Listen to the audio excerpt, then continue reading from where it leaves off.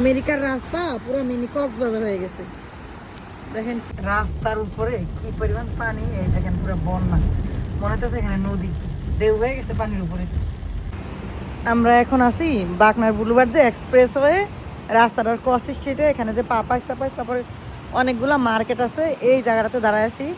এদিকে রাস্তার অবস্থাটা একটু দেখেন, মানে এই পুরা মার্কেটের যত পানি আছে সব এদিক দিয়ে বের হয়, আর গাড়ি যাইতেছে পুরা ডুবে যাইতেছে মনে হচ্ছে।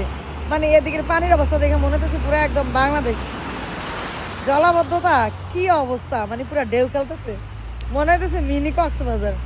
মানে আমেরিকার মতো জায়গায় এরকম একটা জিনিস দেখতে আসলে খুব মানে উইয়ার্ড লাগতেছে। তো ঘটনা হলো এই রাস্তাটা হলো অনেক ঢালু আর কি।